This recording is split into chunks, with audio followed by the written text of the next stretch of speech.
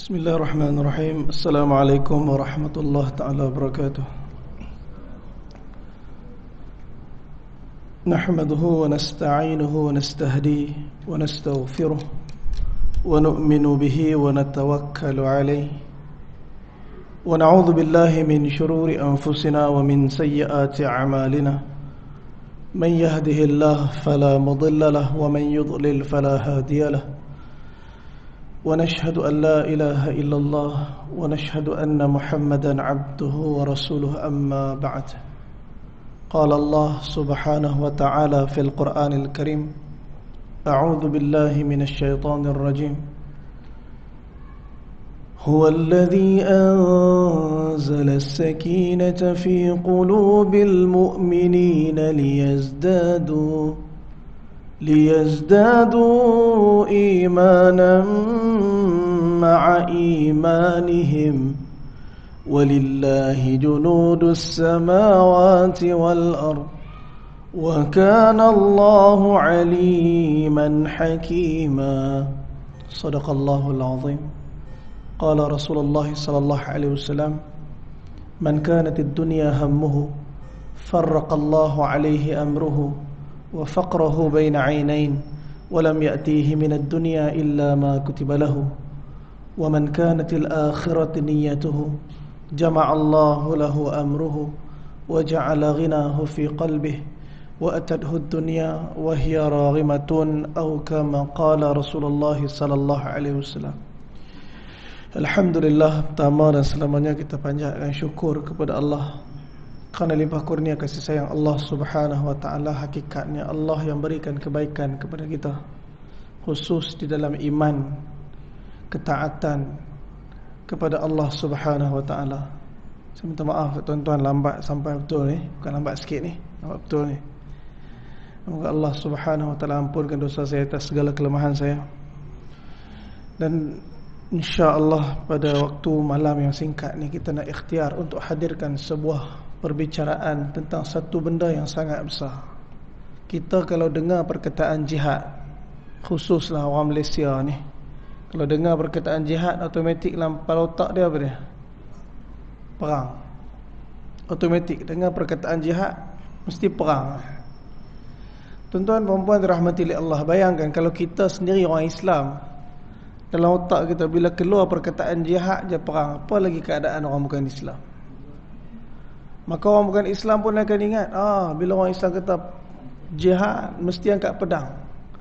Bila angkat pedang, mesti ada pembunuhan. Bila ada pembunuhan, mesti ada kematian. Maka di situ ialah kezaliman. Ini apa yang biasa keluar daripada minda masyarakat. Ni tuan-tuan, jihad ni perkataan daripada perkataan jahada. Jahada ni maksud dia bersungguh-sungguh. Tuan-tuan bersungguh-sungguh di atas menuntut ilmu. Tuan-tuan senang berjihad dalam menuntut ilmu. Tuan-tuan bersungguh-sungguh dalam ikhtiar mencari rezeki. Tuan-tuan senang berjihad dalam mencari rezeki.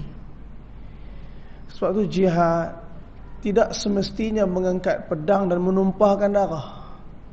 Sebab tu kalau kita buka lah dalam buku anak-anak kita, kita ambil yang paling bawah dalam pengajian agama peringkat sekolah di Malaysia ni.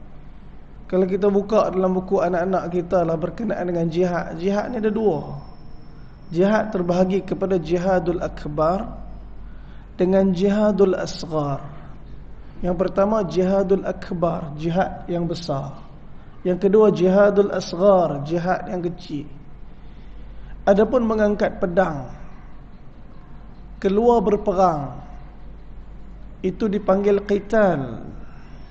Sebab tu kalau kita buka dalam Quran, Allah Ta'ala firman, kutiba alaikumul qitalu wa huwa kurhul lakum. Ayat ni ialah ayat Madaniyah. Ayat ni turun di kota Madinah. Ayat ni setelah Nabi hijrah. Ayat ni berkenaan apa? Kewajipan untuk keluar berperang. Telah difardukan ke atas kalian berperang. Kerana masa tu Nabi sallallahu alaihi wasallam dalam keadaan Nabi SAW dalam keadaan terhimpit bersama kezaliman orang-orang Quraisy, tatkala mereka telah merampai harta-harta orang Islam yang ditinggalkan ketika mana mereka berhijrah daripada Makkah menuju ke Madinah. Allah Subhanahu wa taala telah menetapkan satu ketetapan. Tuan-tuan, di dalam sejarah tamadun manusia, siapa orang pertama yang diperintahkan untuk angkat pedang? Nabi Adam AS belum lagi. Zaman Nabi Adam AS hanya dakwah. Nabi Adam mendakwahkan kepada anak-anak cucu baginda untuk beriman kepada Allah dengan syariat Allah, bertauhidkan hanya Allah. Itu the first level of human civilization. Itu ialah layer pertama, lapisan pertama. Belum ada orang kafir, belum ada orang yang tak beriman kepada Allah. Bapa mereka Nabi Adam yang turun daripada syurga atas ketentuan takdir ketetapan Allah. Tuan-tuan perempuan dirahmati oleh Allah Subhanahu wa taala. Maka belum ada angkat pedang lagi. Maka turun sebahagian riwayat mengatakan Nabi Allah Adam diberikan suhuf oleh Allah 10. Kemudian Allah Taala angkat Nabi Syais alaihissalam, anak Nabi Adam lepas kewafatan Nabi Adam. Ketika itu dah terpecah dua kelompok. Satu kelompok yang beriman kepada Allah dengan ketaatan bersama 50 suhuf. Suhuf apa dia? Lembaran yang berupa nasihat daripada firman Allah, daripada syariat, daripada akidah. Segala-gala perintah berada dalam suhuf ketika tu. Nabi Syais Allah berikan kepada baginda 50 suhuf. Dah perang belum? Belum lagi. Masa tu ada siapa? Masa tu ada golongan di bawah pimpinan Qabil laknatullah alaih. Saya minta maaf, walaupun dalam hadis, dalam Quran tak disebut nama Qabil ni. Inilah anak Nabi Adam alaihissalam yang Allah sebut berkenaan keingkaran dia, yang telah memulakan pembunuhan pertama dalam dunia. Dia rasa bersalah. Rasa bersalah. Tuan-tuan, kita ni manusia. Kita ada perasaan, kita ada nafsu, kita ada jiwa yang kalau kita buat dosa, kita tahu benda tu salah. Fitrah manusia bila dibuat salah, dia tahu dia buat salah.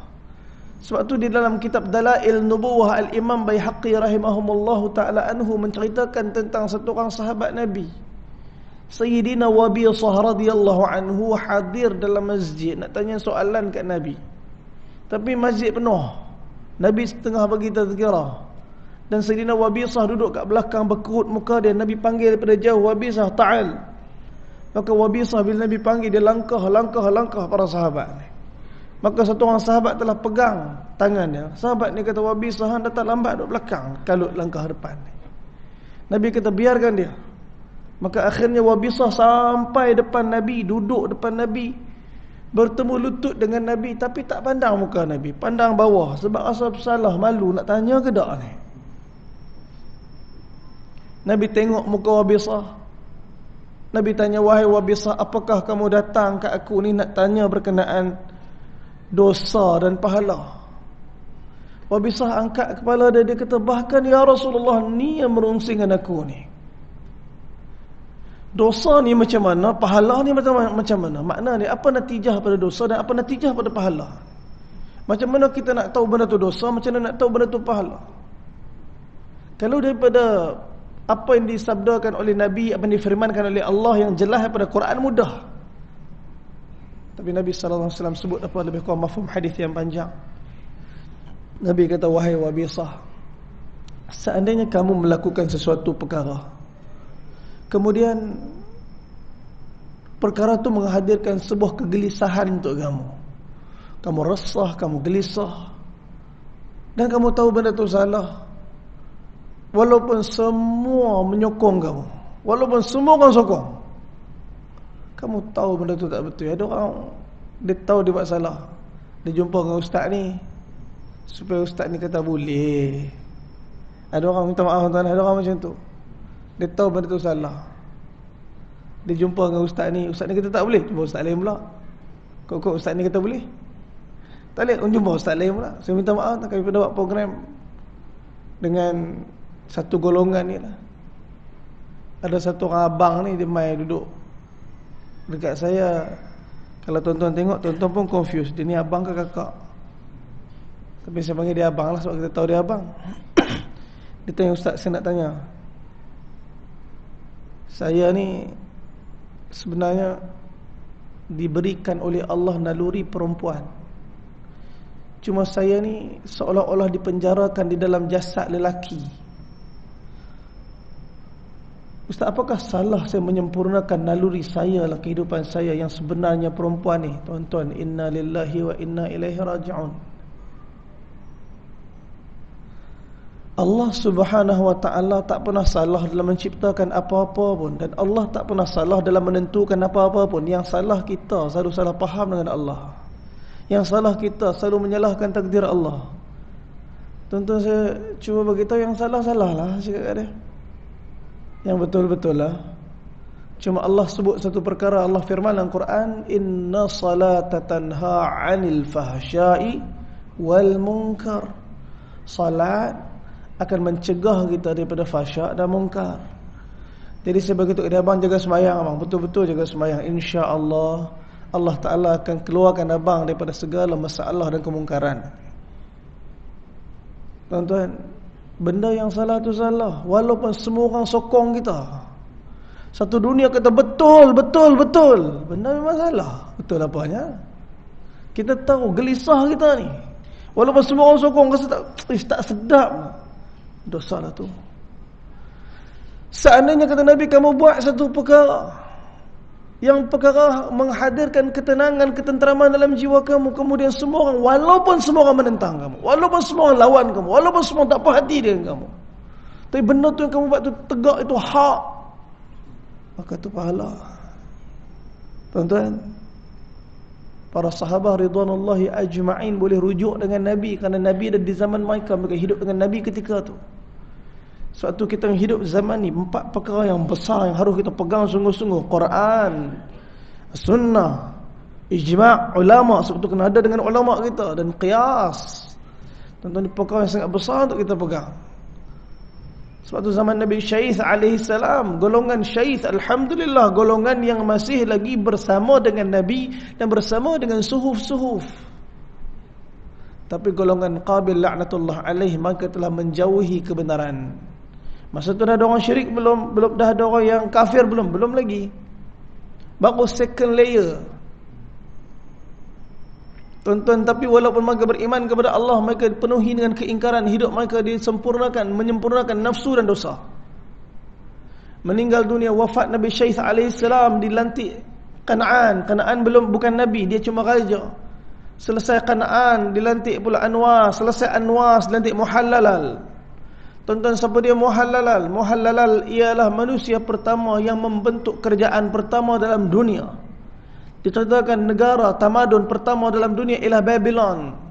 Allah sebut dalam Quran, "Wattaba'u ma tatlu asyayatin 'ala mulki Sulaiman." وَمَا كَفَرَ سُلَيْمَانُ وَلَكِنَّ الشَّيَاطِينَ كَفَرُوا. Telah dibacakan oleh syaitan-syaitan yang hidup di zaman Nabi Sulaiman alaihissalam, yakni sihir-sihir. Kata Allah, bukanlah Sulaiman itu kafir, tapi yang kafir itu syaitan. يُعَلِّمُونَ النَّاسَ السِّحْرَ وَمَا أُنزِلَ عَلَى الْمَلَكَيْنِ بِبَابِلَ هَارُوتَ وَمَارُوتَ. Dan mereka mengajarkan sihir, yang mana hakikatnya sihir itu dipelajari daripada 2 malaikat yang Allah Ta'ala turunkan di sebuah negeri yang bernama Babil. Malaikat tu nama dia Harut, malaikat tu nama dia Marut. Jadi tak payah nak berdebat lah Harut Marut ni malaikat ke apa ke. Memang Allah beritahu dia malaikat. Allah turunkan dia di sebuah negara yang bernama Babil. Babil ni siapa? Babylon. Babylon mana? Besar masa tu. Babylon termasuklah Turki, termasuklah Iraq hari ni. Negara yang cukup besar, tamadun awal dunia. Sebab tu kalau kita buka dalam buku sejarah sekolah-sekolah kita, dia ada taman tergantung Babylon. Tuan-tuan, ini ialah peringkat awal kehidupan manusia. Baru berapa layer tu? Baru 4 layer. Baru peringkat keempat, baru lapisan keempat manusia. Muhallalal ialah satu orang raja daripada cicitnya Nabi Adam AS. Meninggal dunia Muhallalal diganti dengan Yarith. Meninggal dunia Yarith diganti dengan Enoch. Enoch, kalau kita buka dalam kitab silsilah lama, memang Enoch itu nama dia, tetapi yang disebut dalam Quran ialah Idris AS. Dan Nabi Idris AS Allah Subhanahu wa taala turunkan kepada baginda apa dia? 30 suhuf. Dah turun kitab belum? Belum lagi.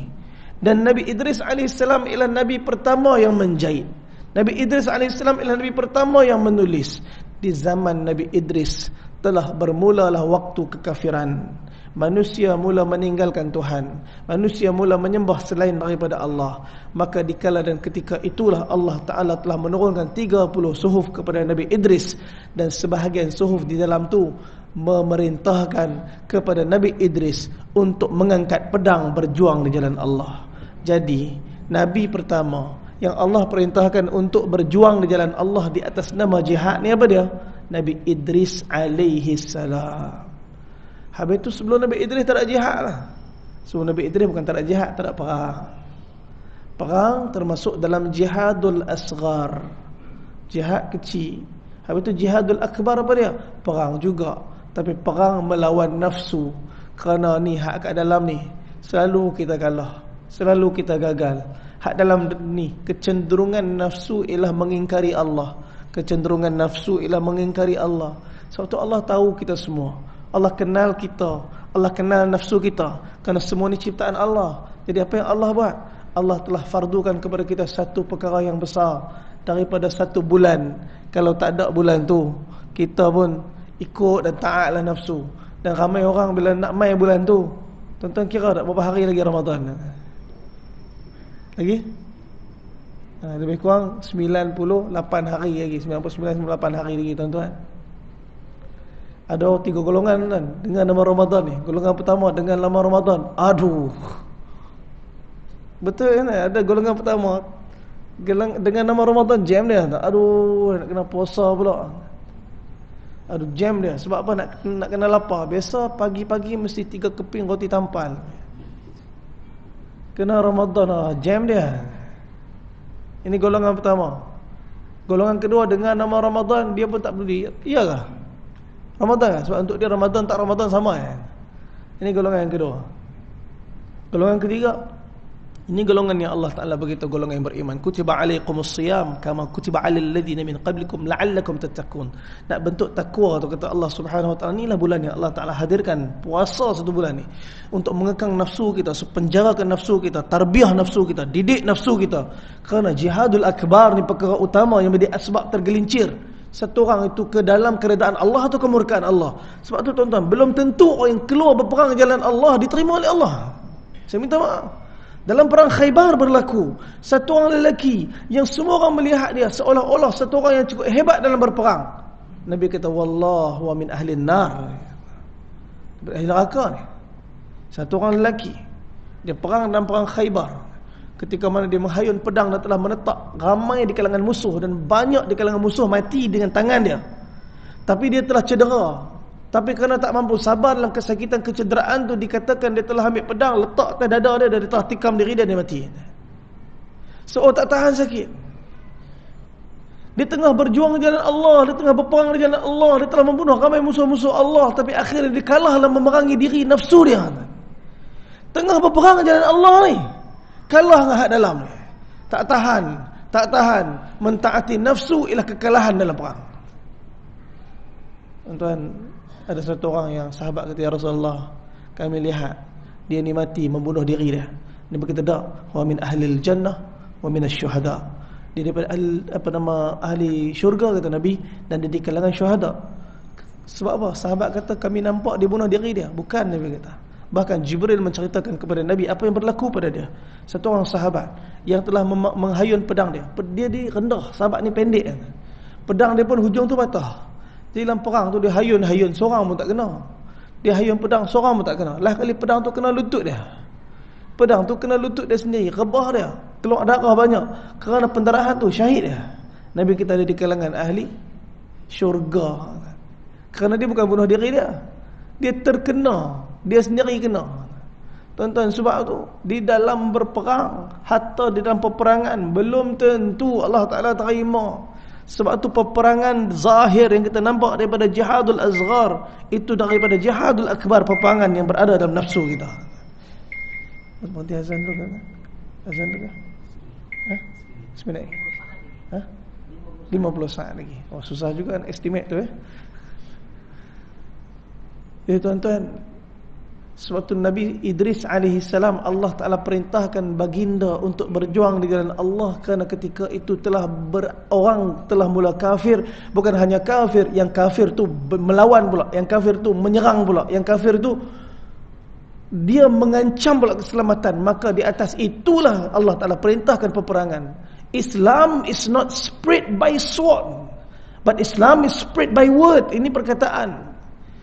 Cuma satu perkataan yang beza dia. SWORD, pedang, sword. Bila buang sword tu, dia akan jadi word. Islam tak tersebar dengan pedang, tapi disebarkan dengan perkataan dan dakwah. Sebab tu Nabi bila hantar para sahabat, Nabi tak hantar mereka untuk terus serang, tapi ada negotiation. Kita berhenti azan insyaAllah. Bismillahirrahmanirrahim. InsyaAllah tuan-tuan pada rahmati Allah Subhanahu Wa Taala, kita sambung sikit lagi berkenaan dengan jihadul akbar. Tuan-tuan, sebab tu bila Nabi sallallahu alaihi wasallam diutuskan setelah kewafatan seluruh para anbiya alaihi wassalatu wassalam, sebahagian daripada melalui peperangan, sebahagian daripada mereka tak melalui peperangan, tapi hakikatnya daripada jihad, keseluruhan para nabi alaihi wassalatu wassalam berjihad. Sebab tu berjihad di jalan Allah Subhanahu Wa Taala ialah keadaan yang berlaku pada semua orang. Walaupun kita hari ini duduk jauh daripada bumi Palestin, saudara kita di Palestin terpaksa melalui peluru-peluru berpandu di atas kepala-kepala mereka. Satu rumah, sekarang ni musim sejuk kan? Satu rumah mereka 6-7 keluarga duduk. Kemah-kemah dipenuhi dengan orang. Kelaparan, kesejukan, kesakitan, kehilangan, kesedihan, kematian.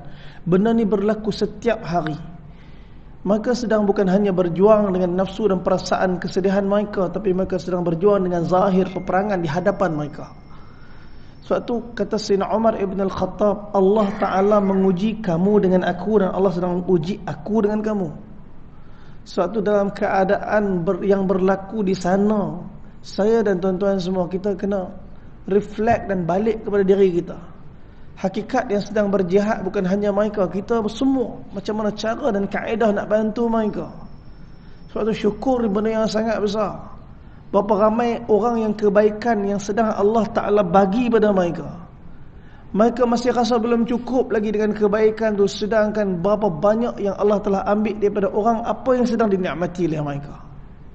Tuan-tuan, perempuan dirahmati oleh Allah Subhanahu Wa Ta'ala, hampir wafat Nabi pada tahun ke-9 Hijrah, Nabi telah isytihar kepada para sahabat sejak daripada bulan Jamadil Akhir, Nabi akan keluar berjuang di jalan Allah Subhanahu Wa Ta'ala ke bumi Tabuk. Tuan-tuan, jarang-jarang kalau peperangan akan berlaku, Nabi cerita bila nak pergi, di mana lokasi. Ini strategi. Nabi takkan bagi tahu tarikh bila nak pergi. Nabi takkan bagi tahu exact di mana nak pergi. Nabi akan rahsiakan sehinggalah waktu tu dekat, barulah Nabi sallallahu alaihi wasallam akan bagi tahu. Ini salah satu strategi peperangan Nabi kita sallallahu alaihi wasallam. Satu sahabat suspend sampai datang satu orang sahabat, Sayyidina Hanzalah bin Abu Amir radhiyallahu taala anhu, jumpa Nabi, ya Rasulullah, aku ni nak menikah dan aku dengar tak lama lagi akan berlaku peperangan. Tentera-tentera Quraisy sedang bergerak daripada Mekah menuju Madinah, nak serang kota Madinah. Ya Rasulullah, perang dulu ke menikah dulu? Tuan-tuan, kalau kita tanya tak? Takkan nak tanya, nikah dulu ke, buat senyap. Benda tentang diri dan fitrah manusia menikah ni. Dan keluar jalan Allah ni, tuan-tuan, satu benda yang bertentangan dengan nafsu. Satu ayat yang saya baca tadi apa dia? Kutiba alaikumul qital wa huwa kurhun lakum, telah diwajibkan ke atas kamu berperang.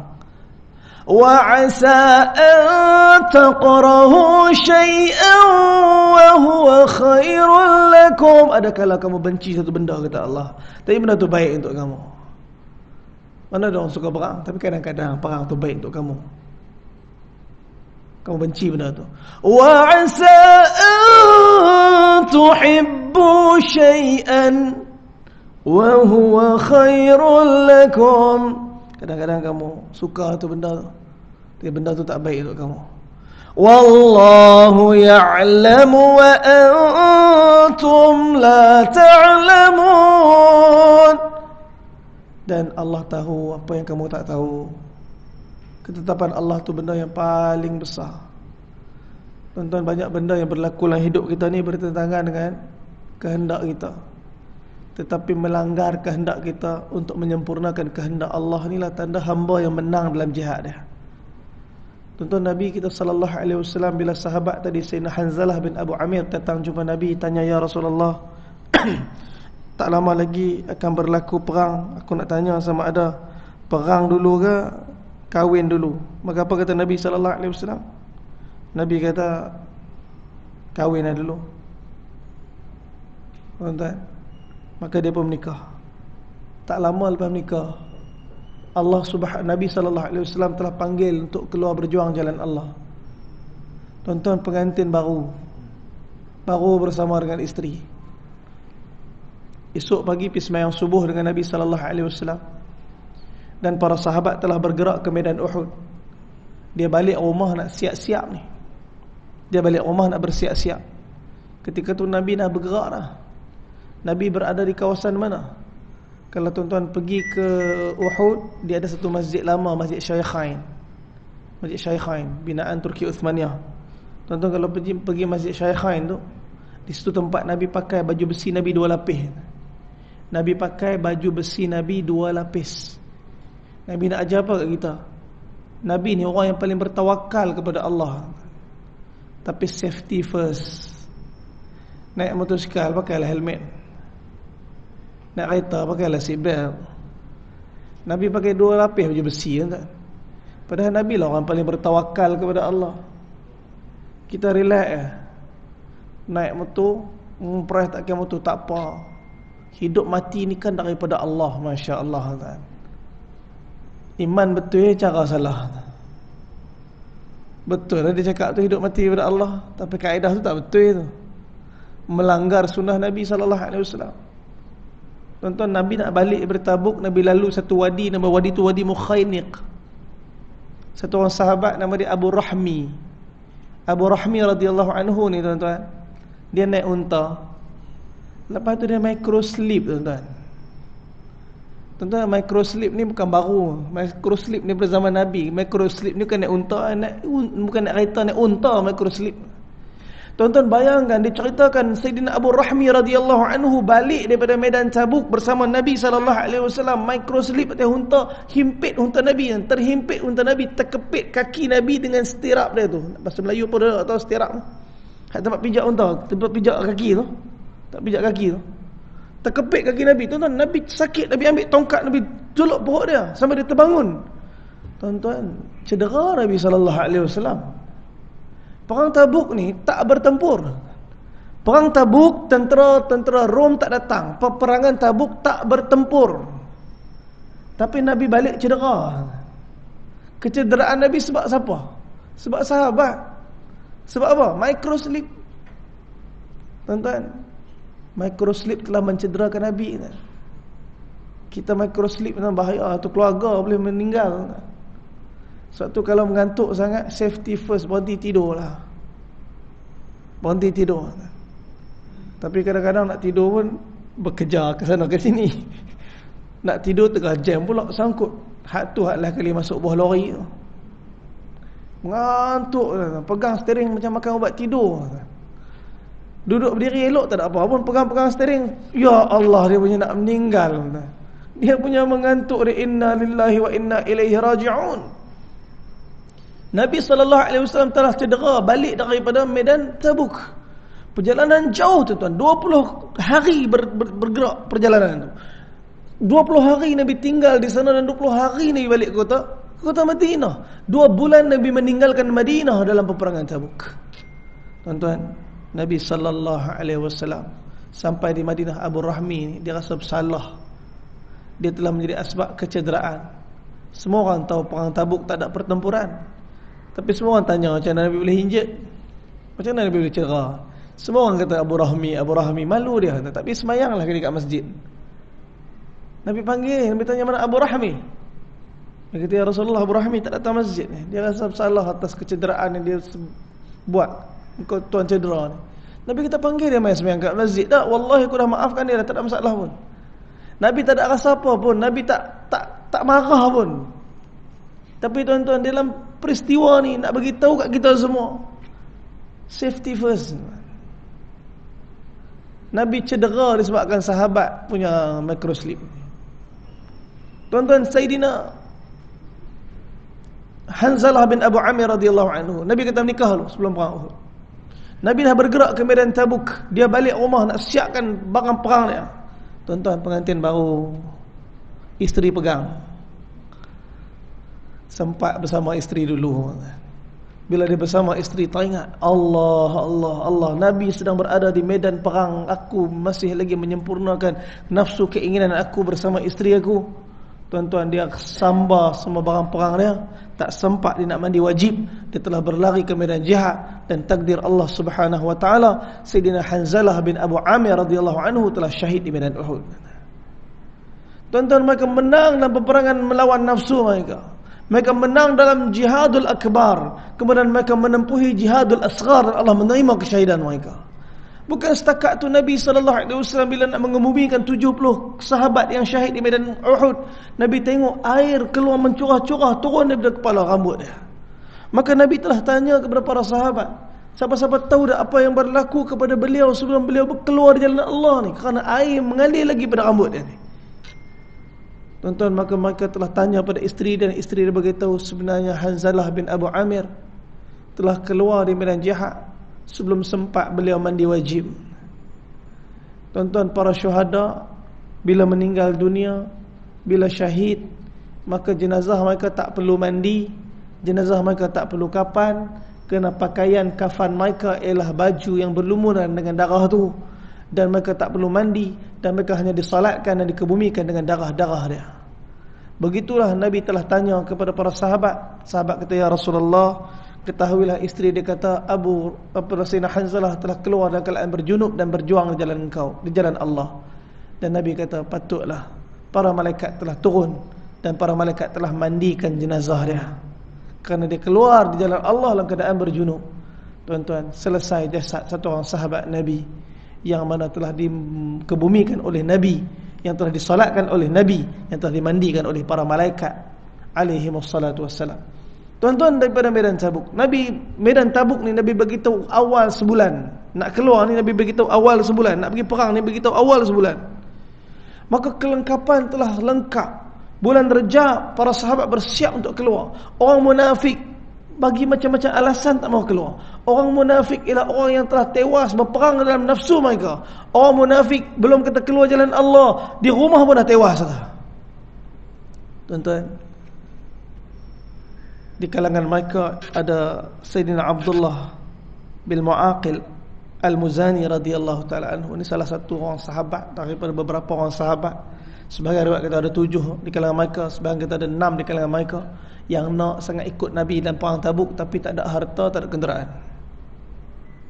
Mereka nak ikut Nabi, tapi mereka tak ada harta, mereka tak ada kenderaan. Hari-hari lepas salat mereka akan duduk dalam masjid dan harap-harap ada orang offer mereka untuk ikut sekali pergi perang Tabuk. Seluruh Madinah sekarang dipenuhi 30,000 orang tentera. 30,000 para sahabat bersiap menunggu arahan Nabi untuk keluar berjuang jalan Allah. Orang-orang kafir, orang munafik sedang berusaha pula untuk menahan, menyekat daripada orang Islam keluar jalan Allah. Macam-macam alasan. Mereka jumpa Nabi. Ada satu orang datang jumpa Nabi, orang munafik, kata, ya Rasulullah, aku bukan tak mau, tapi aku ni kalau tengok wanita-wanita Rom tu nanti aku tak tahan. Dengar kata wanita-wanita tu cantik. Tuan-tuan, sebenarnya dia bagi alasan dia tak mau keluar perang, maka Nabi kata dah tak payah ikut. Nabi kata kita akan menuju peperangan dengan Bani Asfar. Bani Asfar. Kita panggil orang putih. Nabi kata Bani Asfar. Asfar ni apa? Kuning. Nabi panggil orang kuning, kita panggil orang putih. Jadi sebenarnya orang putih tu ke orang kuning kata. Tuan-tuan tengok lepas tu putih ke kuning? Tuan-tuan, Nabi panggil orang kuning. Dah kali kita pening kepala, kita panggil Mak Saleh. Tak pasal-pasal tuan. Mak Saleh aja dia. Tuan-tuan, Nabi kita sallallahu alaihi wasallam tahu di kalangan orang munafik ni datang dengan macam-macam alasan. Nabi tahu sebahagian mereka yang beriman yang betul-betul nak pergi. Sayyidina Abdurrahman ibn al-Auf datang infakkan harta, Sayyidina Umar ibn al-Khattab datang infakkan harta, Sayyidina Ali ibn Abi Talib datang infakkan harta. Maka semua datang pada Nabi infakkan harta-harta mereka. Umar kata, kali ni mesti ku menang lawan Abu Bakar. Sebab apa? Walaupun Abu Bakar dalam perang Tabuk ni infakkan seluruh harta dia, aku bagi separuhnya harta aku, tetap harta aku akan melebihi harta Abu Bakar Siddiq. Tuan-tuan, sebenarnya dah keluar perang belum? Belum lagi. Tapi mereka sedang berjihad dengan nafsu-nafsu mereka. Tuan-tuan, kita nak bagi sedekah kan, banyak berkira ke macam mana? Selalu nak bagi sedekah macam-macam kan. Hari Jumaat tu perang Tabung lalu tu, kalau tak hulok nampak kerekut kan. Nak hulok pula tengok duit campur dalam poket tu, warna purple, hijau, biru, semua bercampur kan. Kalau ambil tengok pilih nampak juga ni berkira-kira betul dia dengan masjid ni. Berkira-kira betul dengan Allah yang tak pernah berkira-kira dengan dia ni. Lah kali belajar nak ikhlas kan, belajar nak ikhlas, seluk bismillah lah, tak tengok sam, tapi hati dah tak tenang ni. Rasa purple dah tu. Rasa purple ni. Dia tengok je tabung tu berhenti kat mana.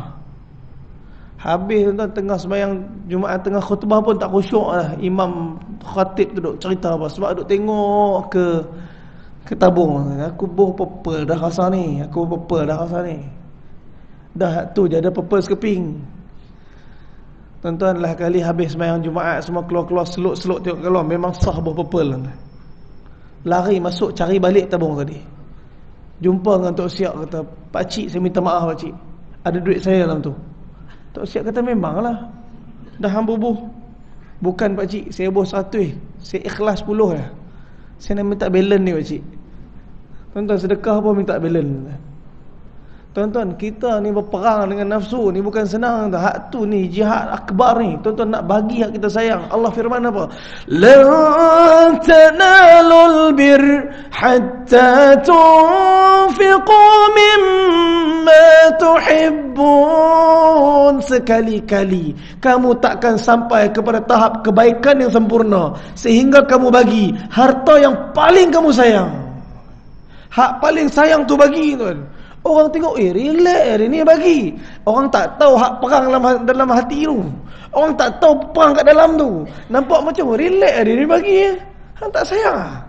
Tuan-tuan, senyap dia. Ni perang ni kat dalam ni. Nak bagi ni, nak dapat dah lah susah. Ikhtiar dia, nak dapat dia. Tuan-tuan, sebab tu bila Abdullah ibn al-Mubarak jumpa dengan Sayyidina Sa'id ibn al-Mughaffal, siapa dia ni? Tahun haji tu, Abdullah ibn al-Mubarak mimpi di depan Kaabah yang Allah Subhanahu wa taala tak terima semua orang yang mai tunaikan haji. Malaikat bercakap-cakap. Ini mimpi Abdullah ibn al-Mubarak, satu orang saleh, satu orang yang bertakwa, satu orang yang Allah Subhanahu wa taala dekat dengan dia. Dia mimpi di antara perbualan dua malaikat, dan tahun tu 70,000 orang mai buat haji, semua Allah tak terima. Tuan-tuan, boleh jadi tak? Boleh jadi.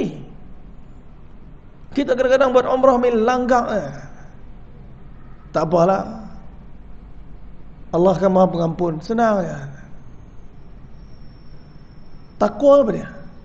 Takwa ni ialah menjauhi yang syubhah. Bukan kata yang haram, yang syubhah pun dia tinggal. Ni takwa. Ada orang kata tak apa, ikhtilaf ya, boleh, insya-Allah. Tuan-tuan, takwa ialah meninggalkan ikhtilaf. Kalau memang terpaksa baru dia di jalan. Tapi kalau memang dia dapat mengeluarkan diri dari ikhtilaf, dia akan keluarkan diri dia dari ikhtilaf. Tuan-tuan, bukan senang nak hadir dengan takwa ni. Suatu jalan takwa ni. Takwa ni macam mana? Takwa ni kalau saya ambil air isi dalam cawan ni penuh, saya nak bawa air ni ke ujung, macam mana cara berjalan? Tengah jalan hati-hati, tengah ikhtiar supaya tak ada air yang tumpah. Tapi malangnya jalan kehidupan ni bukannya lurus. Jalan kehidupan ni penuh dengan rintangan. Kadang-kadang kena langkah, kadang-kadang kena lompat, kadang-kadang kena ngelak, kadang-kadang kena tunduk, kadang-kadang tertumpah juga. Sebab tu dalam tumpah tu taubat kepada Allah Subhanahu Wa Taala. Dan taubat ni mahal. Dan taubat ni bukan untuk orang musyrikin. Taubat ni bukan untuk orang fajir. Taubat ni bukan untuk orang-orang yang berdosa. Taubat ni untuk siapa? Ya ayyuhallazina amanu tubu ila Allah. Wahai orang beriman, bertaubatlah pada Allah. Allah perintah orang yang iman dalam hati dia untuk bertaubat. Tubu ila Allah taubatan nasuha. Bukan taubat saja, taubat nasuha. Benci dengan dosa tu, kena kita benci, kita dibuanglah api neraka. Asa rabbukum an yukaffira ankum sayyiatikum. Mudah-mudahan kerana taubat tu Allah tukar yang buruk, yang jahat, yang dosa jadi kebaikan dan pahala. Tuan-tuan, Allah sayangkan semua hamba dia. Hatta orang yang ingkar pun Allah Ta'ala sayang. Sebab tu Allah Subhanahu Wa Ta'ala hantar peringatan demi peringatan supaya akhirnya dikembali kepada Allah. Nabi SAW, tuan-tuan minta maaf, Abdullah ibn al-Mughaffal, Abdullah ibn Mubarak tadi bila jumpa Sa'ad ibn Mughaffal, dia kata, wahai Sa'ad, aku telah bermimpi yang Allah Ta'ala tak terima orang yang main haji semua tahun ni. Tapi kerana amalan kamu, walaupun kamu tak tunaikan haji, Allah Ta'ala telah terima haji kamu dan amalan semua orang yang buat haji tahun ni. Apa amalan kamu ni? Sa'ad bin Mughaffal kata, aku tak tahu apa amalan yang baik. Cuma aku telah himpunkan duit, harta untuk tunaikan haji setelah 20 lebih tahun dengan hasil jualan kasut. Baiki kasut aku ni. Kerja dia baiki kasut. Orang kaya, untung dapat letak tepi sebab nak pergi haji. Tuan-tuan, sampai tahun tu dah dapat duit cukup nak pergi haji, harta cukup nak pergi haji. Allah bagi rezeki kat dia apa? Isteri mengandung. Isteri pula tengah-tengah mengandung, dengar bau jiran sebelah masak. Jiran sebelah masak. Begitu kat suami dia, bang, boleh tengok tak jiran masak puasa mengidam nak makan. Suami pergi tengok, tuan, pergi tengok rumah jiran sebelah tu ialah satu orang ibu tunggal yang jaga anak ramai. Kata Sa'ad ibn Mughaffal, aku pergi rumah tu minta makanan sikit. Ibu tadi kata, wahai Sa'ad, wahai Ibn Mughaffal, ketahuilah sungguh aku ni bukan tak mau bagi makanan ni pada kamu, cuma makanan ni halal untuk kami, haram untuk kamu. Kata Abdullah kepada Sa'ad ibn Mughaffal, macam mana boleh makanan ni boleh halal kepada kamu, haram pula untuk aku? Ketahuilah kami berada dalam kemelaratan, kebuluran yang teruk sangat, sehingga kan terlampau lapar yang hampir menyebabkan kami mati. Aku berjalan melihat bangkai keldai. Aku telah potong sebahagian daripada daging bangkai tadi dan aku telah masak bangkai itu. Kerana daruratnya kami, halal makanan untuk kami. Kerana bukan darurat untuk kamu, haram makanan untuk kamu. Menangis Ibnu Mughaffal kerana dia tak tahu jiran di sebelah susah sampai teruk macam ni. Dia telah balik rumah dia, ambil seluruh daripada duit yang dikumpul untuk pergi haji 20 tahun lebih tadi. Sampai kepada jiran tadi, dia kata, wahai fulanah ni, ambillah, aku berikan infak kepada kamu. Ketika tu dipandang ke langit bersama linangan air mata, dia kata, ya Allah, ni haji ku tahun ni. Ya Allah, ni haji ku tahun ni. Tuan-tuan, dia tak berwukuf di Arafah, dia tak bermabit di Muzdalifah, dia tidak melontar di Jamrah, dia tidak pergi ke Masjid Qauf untuk beriktikaf di sana, dia tidak menunaikan tawaf dan sa'i. Tetapi Allah terima haji dia atas apa yang telah infakkan di jalan Allah Subhanahu wa taala. Kita tak tahu macam mana penerimaan Allah. Sangka baik dengan Allah, sangka baik dengan Allah. Sebab tu Nabi tahu di kalangan para sahabat ada yang sungguh-sungguh nak keluar bersama Nabi dalam perang Tabuk. Mereka ramai, 30,000 orang, semua sembang nak keluar perang Tabuk. Abu Bakar datang bagi seluruh harta dia, Umar datang bagi separuh harta dia, Uthman datang bagi 1/3 harta dia, Abdurrahman ibn al-Auf sampai di depan Nabi bagi harta dia. Tiba-tiba satu orang sahabat datang, kata, wahai Abdurrahman, berdebu kota Mekah ni, kafilah kamu datang. Abdurrahman kata, kafilah aku datang. Ya, dan ada orang-orang peraih-peraih sedang tunggu di tepi nak beli seluruh daripada harta-harta kamu ni dengan 2 kali ganda pada sebelum-sebelum ni. Kata Abdurrahman, panggil mereka. Mereka datang jumpa Abdurrahman, "Wahai Abdurrahman, apakah kau setuju nak jualkan harta-harta kau ni dengan 2 kali lipat yang biasa kami beli?" Kata Abdurrahman, "Sungguh ada orang yang telah menawarkan kepada aku lebih pada tawaran kamu." Maka kalau macam tu, wahai Abdurrahman, kami tawarkan 3 kali ganda. Kata Abdurrahman, "Ada yang tawarkan lebih pada tu?" "Berapa orang tu tawarkan, wahai Abdurrahman?" 700 kali ganda. Kata mereka, "Wahai Abdurrahman, siapa yang tawarkan 700 kali ganda tu?" "Allah Subhanahu wa taala tawarkan kepada aku 700 kali ganda dengan harta yang diinfakkan di jalan dia." "Wahai Rasulullah, aku infakkan seluruh harta ni di jalan kau, di jalan Allah Subhanahu wa taala." Tuan-tuan, ni sahabat, tak ada kira-kira. Omar bagi separuh, Abdurrahman, Sayyidina Abu Bakar Siddiq bagi semua. Walaupun Abu Bakar Siddiq tak kaya masa tu, dia bagi semua. Tuan-tuan, dalam semua perang Nabi selalu tanya, "Bagi berapa?" "Engkau bagi berapa?" "Engkau bagi berapa?" Perang Tabuk soalan Nabi terbalik. Kalau Nabi tanya engkau bagi berapa, memang Abdurrahman menang lah. Memang Omar menang. Abu Bakar kalah sebab Abu Bakar tak kaya, dia bagi semua. Semua pun tak banyak. Tapi soalan perang Tabuk lain. Nabi tanya, "Ma tarakta li ahlik?" "Berapa banyak kamu tinggal untuk ahli keluarga kamu?" Abdurrahman kata banyak ni tinggal, Omar kata banyak ni tinggal. Bila tanya Abu Bakar Siddiq, "Ma tarakta li ahlik?" Apa yang kamu tinggalkan untuk ahli keluarga kamu? Abu Bakar Siddiq kata, "Taraktullah wa rasuluh." Aku telah tinggalkan kepada mereka, wahai Rasulullah, aku telah tinggalkan kepada mereka hanya Allah dan Rasul. Tuan-tuan, tak ada apa melainkan Allah dan Rasul. Sebenarnya bila meninggalkan Allah, maka dia telah meninggalkan seluruh dunia dan segala isinya. Sebab Allah firman apa? Dalam sebuah hadis qudsi, "In wajadtani wajadta kulla syai." Kamu dapat aku, kata Allah, kamu dapat segala-galanya. Kamu hilang aku, kata Allah, kamu hilang segala-galanya. Tuan-tuan, ni sahabat ridwanullahi ajma'in. Sayyidina Abdullah bin Mu'aqil ni, dia datang dengan beberapa orang sahabat. Mereka mesyuarat. Sebab apa? Sebab tak ada kenderaan. Mereka datang tekan perasaan, jumpa Nabi, kata, "Ya Rasulullah, ada tak kenderaan? Ada tak kenderaan untuk kami tunggang? Kami tak ingin nak ikut dalam perang ni." Maka Nabi SAW kata, "Tak ada." Tuan-tuan, bila Nabi kata tak ada, mereka tak kata Alhamdulillah, nak buat macam mana? Dah usah dah Nabi, tak ada. Mereka meninggalkan Nabi dengan linangan air mata. Sebab mereka betul-betul nak ikut perang. Mereka betul-betul tak mau ketinggalan dalam mujahadah perjuangan dakwah ni.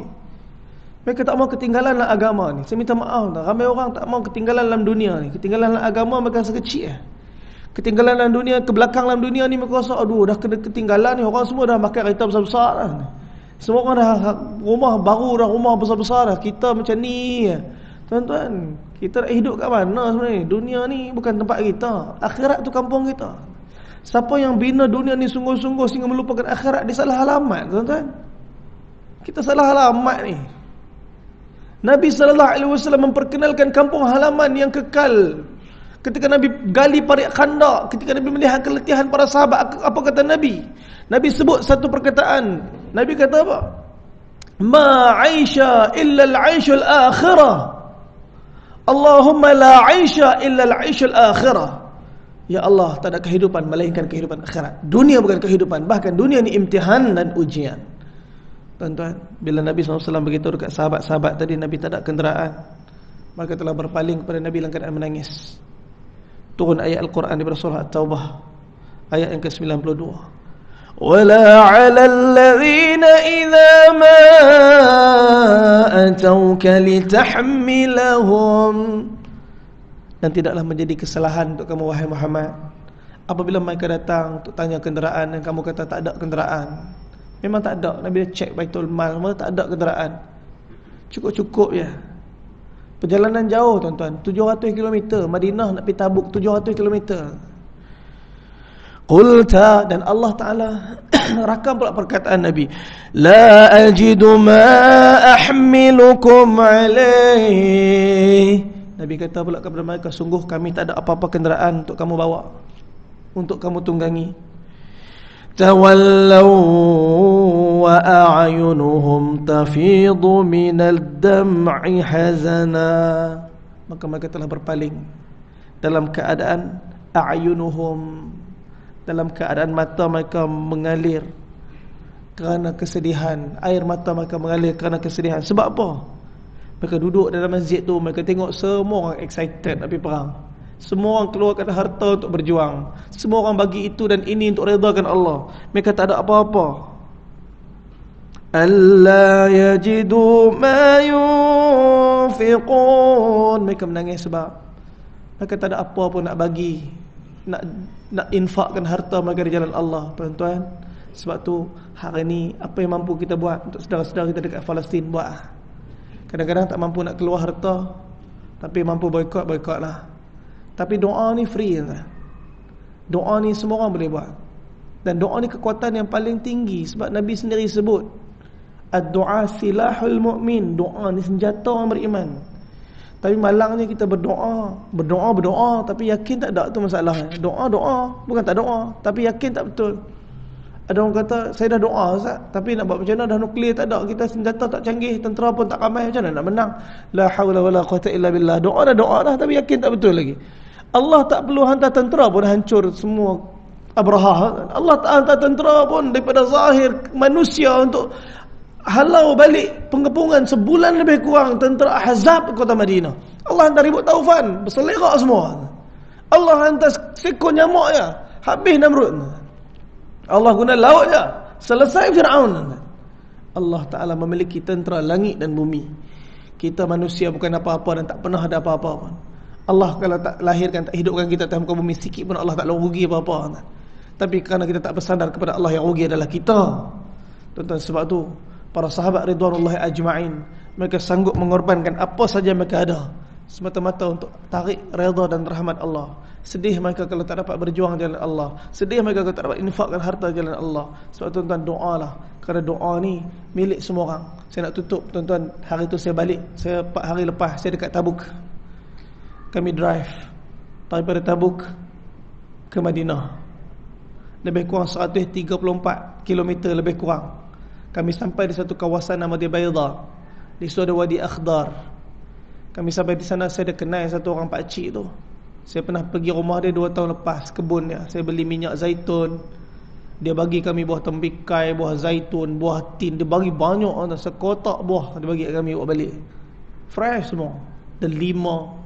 Hari tu kita pergi musim sejuk. 4 hari lepas ni sekarang dah musim sejuk kan. Jadi musim sejuk ni kira hasil tak berapa sangat. Dia kata belum lagi, dia kata. Jadi kami sampai landing depan rumah dia, tayar pancit. Saya turun tengok tayar tu bunyi lagi. Angin tengah keluar kan. Kita duduk cari angin keluar kat mana. Rupanya angin keluar kat tiup tu. Tiup buah angin tu, angin keluar kat situ. Saya pun tekan tiup tu, tekan senyap. Kata memang bocor kat sini ni. Nak buat apa ni? Tuan-tuan bayangkan, kita tanya dekat pakcik tu, dekat mana kedai tayar terdekat. Dia kata kena patah balik 140 kilo ke belakang, ataupun gerak ke depan lagi 200 kilo. Kata macam mana ni? Pakcik tu boleh tolonglah, dia tolong jugalah ke cari kedai stesen minyak. Nak tolonglah kalau siapa boleh tolong. Dia ada kenderaan, dia kata kenderaan dia tak mampu nak bawa jauh-jauh ni. Dan kita pun tak ada masa kan. Sebab kami nak pergi Madinah, jumpa Nabi, ziarah Nabi, malam tu esok pergi Mekah buat umrah balik Malaysia. Tu ya. Jadi kalau kita stay lama kat situ, maknanya kami akan mungkin tertinggal flight dan macam-macam hal-hal lain. Jadi kami 5 orang mesyuarat nak buat apa kan.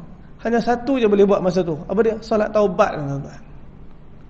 Mesyuarat kata tak ada benda dah ni melainkan solat taubat. Kita solat taubat. Lepas solat taubat, balik kat tayar kan. Dah makan semua. Tuan-tuan, pakcik tu siap jamu kami makan. Dah makan pun semua. Apa nak buat dengan tayar ni? Saya duk pegang dekat tempat tu supaya angin tak keluar. Dah kali saya nampak satu kita sendal batu kot. Ambil batu sendal kat tiup tu. Bila sendal batu macam tahan tangan lah, senyap. Ada sahabat kata, Ustaz, nampak macam bodoh je idea tu. Itulah kata, lebih baik idea bodoh daripada tak ada idea langsung. Dah kali kita sendal batu tu, kita letak selotip. Sendal batu, letak selotip. Tuan-tuan, kita bergerak sejauh 200 km dengan tayar yang tekanan lebih kurang 220 kilopascal, yang kalau ikut logik memang terpelanting lah batu tu, dengan melaju pula jalan tayar, dengan bam lagi. Kawan yang drive tu tak tahu bam dia langgar. Sebab dekat Saudi ni tuan-tuan, bam tak ada color, tiba-tiba melambung dah semua orang kat belakang tu. Tuan-tuan, 200 km kami sampai ke bandar Al-Ula. Baru kita pergi dekat bengkel, baru tukar tayar. Terkejut orang bengkel, kata hampa gerak 200 km dengan tayar macam ni. Apa lagi pilihan yang kita ada? Apa lagi pilihan yang ada? Tak ada pilihan apa dah. Kita hari ni apa pilihan yang ada? Untuk kita bantu saudara-saudara kita dekat Palestin yang kita ada doa. Doa ni kita ada, dan doa ni mahal. Doa ni tak tembus ke langit selagi mana kita punya iman dan yakin kita tak betul. Bentuk keyakinan yang sempurna kepada Allah, sehingga akhirnya asbab keimanan kita yang sempurna, keyakinan kita yang betul, sandaran kita yang betul, akhirnya doa kita ditembusi dan diterima oleh Allah seperti mana Allah terima doa orang dulu. Semoga Allah Subhanahu wa taala hadirkan kebaikan pada kita semua insya-Allah atas segala-gala kenikmatan ni, dan semoga Allah Subhanahu wa taala jadikan kita asbab kemenangan di dalam agama, dan menjadi asbab kita menang dalam jihadul akbar yang paling khusus, yang paling utama ialah menentang jiwa dan nafsu kita yang sentiasa memberontak menginginkan apa yang kita inginkan sehingga menidakkan apa yang Allah inginkan. Moga Allah Subhanahu wa taala himpunkan kita di akhirat bersama dengan orang-orang yang menang dalam perjuangan demi perjuangan. Bismillahirrahmanirrahim. Alhamdulillahirabbil alamin. Wassalatu wassalamu ala rasulina Muhammadin wa ala alihi wa sahbihi ajma'in. Allahumma ya awwalal awwalin wa ya akhiral akhirin wa ya dzal quwwatil matin ويا راحم المساكين ويا أرحم الراحمين يا أرحم الراحمين يا أرحم الراحمين. Ya Allah, pandanglah kami macam dulu kau pandang Nabi dan para sahabat. Wahai Allah, betapa lemahnya kami hari ini. Kami seperti mana buih-buih di lautan. Wahai Allah, orang-orang yang bukan Islam yang memusuhi agama Engkau melihat kami sikit pun tak ada nilai pembunuhan. Wahai Allah, puluhan ribu hari ini telah meningkat sehingga 17,000. Wahai Allah, saudara-saudara kami yang telah dibunuh di Palestin. Wahai Allah, Kau hadirkanlah kemenangan kepada kami sebagaimana kemenangan yang telah Kau hadirkan kepada dulu para sahabat dan Nabi. Wahai Allah, keyakinan mereka betul, sandaran mereka betul, doa mereka dengan keyakinan. Wahai Allah, hari ini wahai Allah, betapa keadaan hati kami yang kurang keyakinan kepada Engkau yang menyebabkan akhirnya kami tergelincir di tebing-tebing maksiat. Wahai Allah, dalam segala keadaan kebinasaan yang berlaku di negara-negara luar hari ini, wahai Allah, kami masih berada dalam keingkaran. Wahai Allah, kadang-kadang kami cakap benda yang salah, kadang-kadang kami sangka-sangka yang salah, kadang-kadang kami buat-buat yang salah. Wahai Allah, tolonglah wahai Allah, Kau hadirkanlah nusrah ghaibiyah Kau kepada kami. Kau bimbinglah kami, Kau pimpinlah kami supaya hati kami sentiasa cenderung kepada kebenaran. Wahai Allah, sehingga kami sentiasa berada dengan nasihat-nasihat agama. Wahai Allah, Kau ikatkan hati kami dengan Quran. Wahai Allah, Kau ikatkan hati kami dengan segala nasihat-nasihat agama. Wahai Allah, sehingga kami bergerak dalam perjalanan kehidupan kami bersama keredaan Kau. Wahai Allah, kami tak pandai, kami jahil, kami bodoh, kami hina. Wahai Allah, kami bukan siapa-siapa. Kami ialah hamba yang Kau ciptakan di hujung tebing-tebing kiamat daripada dunia ni. Wahai Allah, kami yatim piatu. Wahai Allah, tak ada Nabi dengan kami. Wahai Allah, Nabi telah wafat, tinggalkan kami bersama dengan Al-Quran, Sunnah, bersama dengan warisnya ilmu para ulama. Wahai Allah, tolonglah jadikan kami orang-orang yang cenderung kepada kecintaan kepada para ulama. Wahai Allah, Kau satukan hati-hati ulama-ulama kami. Wahai Allah, satukan hati pemimpin-pemimpin kami. Wahai Allah, kami tak pandai nak doa. Wahai Allah, apa yang Nabi SAW minta dalam doa Nabi, segala kebaikan, itu yang kami minta. Wahai Allah, ampunkan dosa kami semua. Wahai Allah, ampun dosa mak ayah kami. Wahai Allah, ampun dosa semua orang Islam dan dunia ni. Wahai Allah, Kau terimalah segala mujahadah mujahidin di Palestin. Wahai Allah, dan semua orang yang sedang berjuang di jalan-Mu. Wahai Allah, Kau terimalah segala perjuangan-perjuangan mereka. Wahai Allah, Kau gunakanlah kami sebenarnya Kau telah gunakan mereka. Wahai Allah, Kau terimalah kami sebenarnya Kau telah terima mereka. Wahai Allah, Rabbana amanna bima anzalta wattaba'na ar-rasul faktubna ma'asy syahidin. Rabbana atmim lana nurana waghfir lana warhamna innaka ala kulli syai'in qadir. Rabbana atina fid dunya hasanah wa fil akhirati hasanah wa qina adzaban nar. Sallallahu ala sayyidina Muhammad wa ala alihi wasallam. Alhamdulillahirabbil alamin. Tuan-tuan, sebelum saya tutup, insya-Allah saya ni lupa nak beritahu, insya-Allah saya hujung minggu ni ada buat camp remaja 16, 17, 18 bulan di Hulu Langat. Dan sebenarnya saya tutup untuk 80 orang penyertaan dan kami dah ada 72 penyertaan, jadi ada tinggal 8 kekosongan lagi. Saya sajalah nak iklankan tuan-tuan, kalau ada anak-anak yang musim cuti sekolah ni, bolehlah hantar pergi ke camp ni, camp remaja yang saya namakan camp ni The Art of War, kesenian peperangan Islam. Sebab saya akan cerita segala peperangan-peperangan yang berlaku di zaman Nabi SAW, dan ada aktiviti-aktiviti lah yang pelajar-pelajar akan buat di dalam camp ni. InsyaAllah 3 hari 2 malam sahaja di Hulu Langat. So ni ada pamphlet ni dengan saya, boleh ambil. Ini untuk bulan 12, dan saya akan ulang balik buat camp ni pada bulan 2 nanti insyaAllah. Di bulan 2 ni camp besar sikit, ramai sikit lah kita boleh ambil. Yang camp ni kecil, jadi dia kata muat 120 orang. Saya pergi tengok, kalau boh 120 orang, insyaAllah crowded camp tu tak ada apa-apa aktiviti. Jadi saya stop pengambilan hanya untuk 80 orang, dan setakat ni kami dah ada 72 orang. Jadi tuan-tuan, siapa yang nak infak, maksudnya nak sponsor pun tak ada masalah. Kita cari. Ada yang mesej saya daripada madrasah nak join, tapi tak ada duit. Jadi kita buka lah juga untuk 8 orang ni sponsor, dan kita akan bawa lah pelajar-pelajar madrasah untuk join camp ni insya-Allah. Wallahu a'lam bissawab. Moga jadi sebab kemanfaatan untuk semua insya-Allah.